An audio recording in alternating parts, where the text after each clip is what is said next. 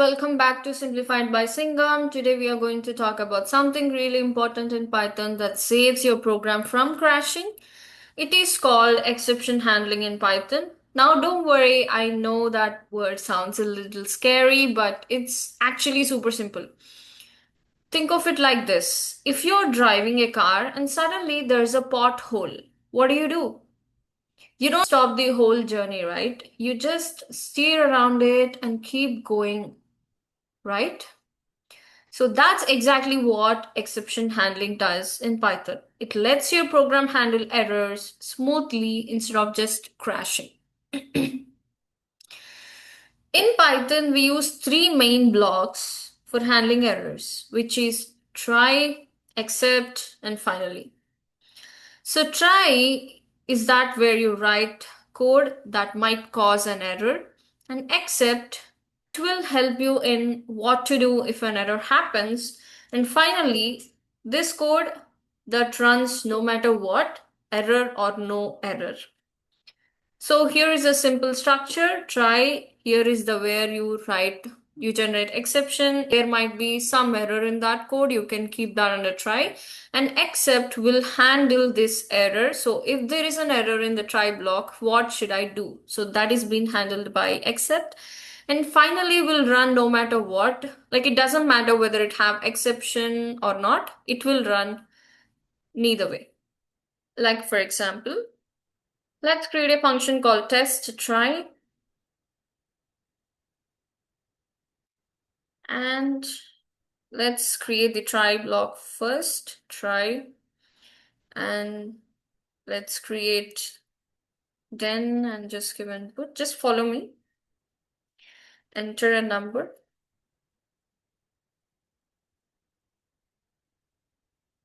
And let's create x equal to 1.0 by int of 10.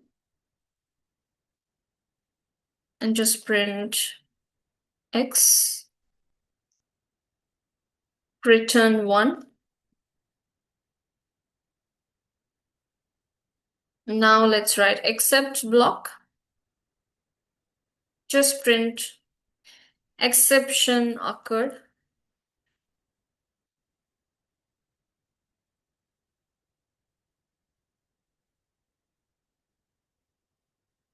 And just return 0. Finally,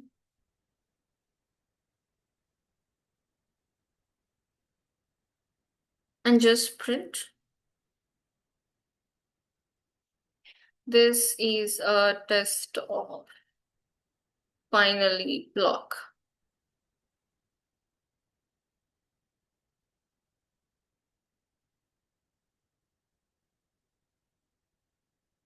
And you can just create a result, test try. And you can just print result. Let's just give number here instead of 10. It's a bit confusing even for you to understand. And now let's try. Like for example, let's give 5. So it is doing 5x equal to 1 by 5 is 0.2. So that is what it is giving. And then it is giving this is the test of finally block. So actually there is no error. Basically, we are trying to say that if the number is divided by 0, then there is an exception because you can't divide a number by 0 and the program will definitely throw error and there is a chance of even crashing a program. So instead of crashing the program, what we can do is we can keep that error code in the try block. So if the number is divisible by 0, if the number is divided by 0, then we can't do it. So the try will throw that error to the except block and you will say that exception occurred. Or you can even add, we cannot divide a number by 0.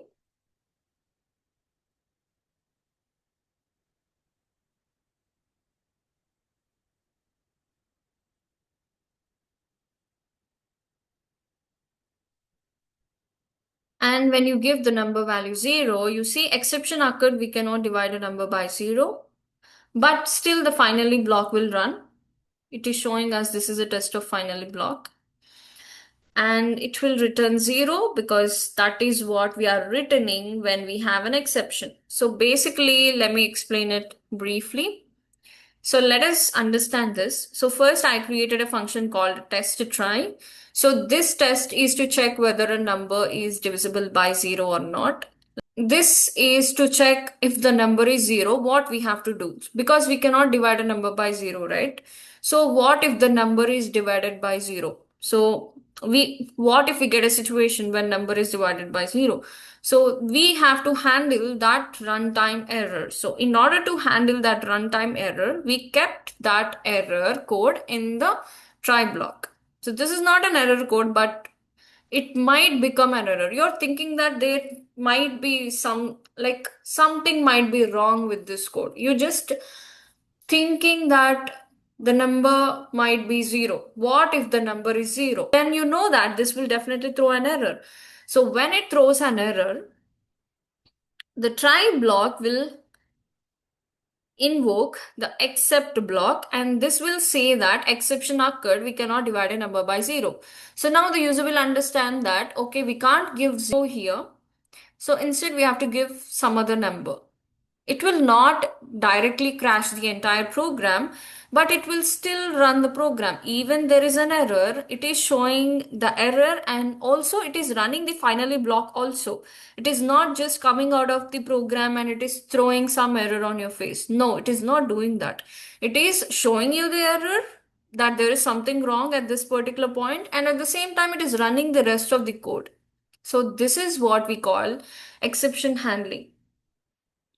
So if you enter a valid number, it divides correctly. If you enter something like 0 or maybe sometimes even text, it jumps to the exception and then it will just print this error and says exception occurred. But here is the cool part, as I said before, the finally block always runs no matter what. Think of it like the last word in a conversation. Now let's solve a classic error, which is division by 0.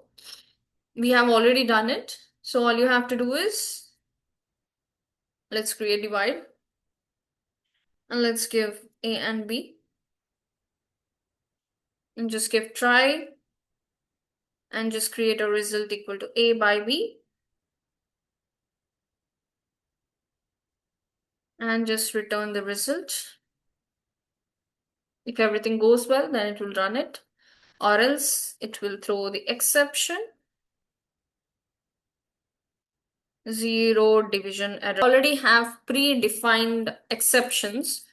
So 0 division error. So it will just throw that 0 division error and you can just return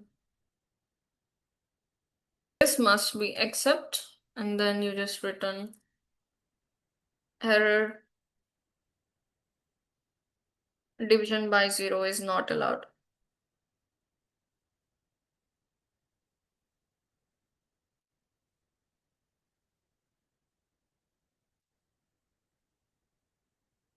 And then when you print divide, let's give A value 10 and B value 2, and then you can just print divide one more, but this time 5 value will be A and this will be 0. This is the value of B. Okay, so now what do you think the output will be?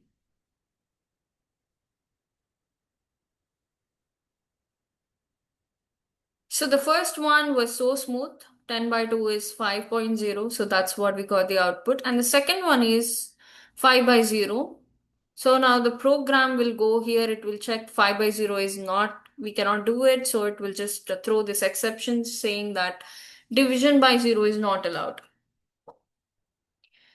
So instead of our program breaking, we just print a friendly error message to the user saying that division by 0 is not allowed. Much, much better. Sometimes you don't know what kind of error might pop up. In those cases, you can just catch all the exceptions by just doing just a simple thing. Try number equal to 10 by 0, then accept. Exception, we have a module called exception as E, and then you can just print an error occurred.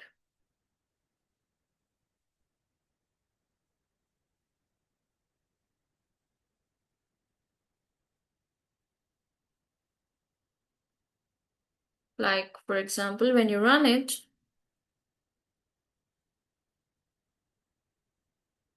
so here Python will tell what exception, like what is the error is all about. Like, if you see, user might not know, like even we the developers might not know what's going wrong at that particular point. And so then at the time when you give exception as E, so this will give you what's wrong in the try block.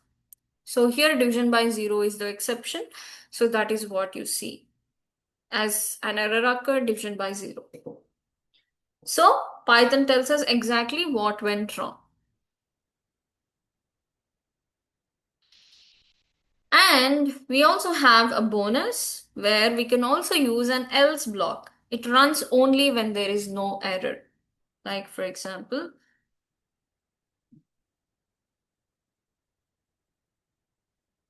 you can just give else here itself, and you can just print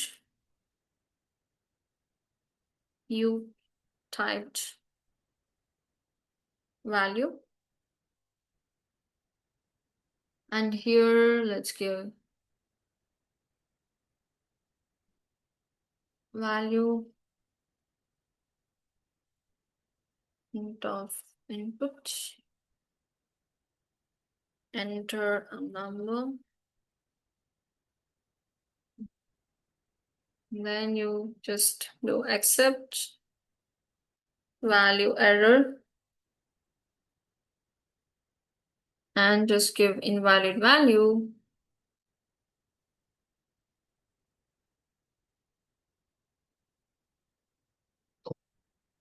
And when you run it,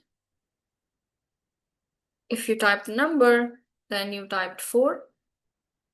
And if you give nothing, see, it is showing the exception as invalid value.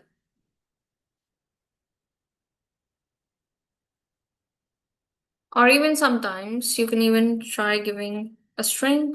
See, it is still saying invalid value because you cannot convert a string to a number. So that's what's happening here.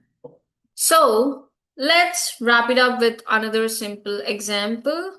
All you have to do is create convert to number method function. You just give text.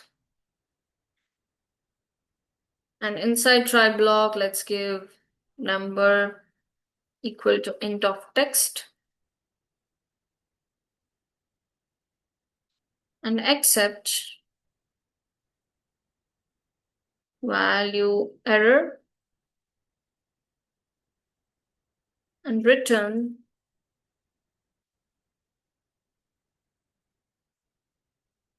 error invalid value.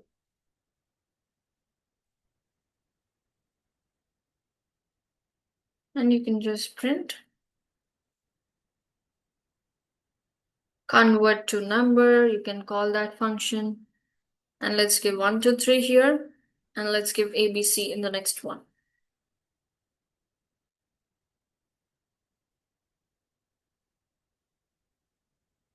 And let's see what happens. So there's something wrong here. Invalid value, and the first thing is none. Why? Try number, because here we are not returning anything. Always return, because if you don't return, then print will not catch anything, right? So that's why you got the output as none. So here you have to return number so that it will return the converted number. So the value is 123 and here you see invalid value. So there you go. You know how to try to test your code, use except to handle errors, and use finally for code that always runs. And even you now know how to even add else when you want something to run only if everything goes perfectly. So this makes your program stronger, safer, and beginner friendly. Now, here is the fun part. Don't let your Python journey crash like an unhandled exception. Instead, handle it like a pro. Hit that subscribe button and let's keep solving coding errors together. Because here, we don't just write code, we make coding simple and fun. See you in the next video, and remember, in life and in Python, always catch your exceptions.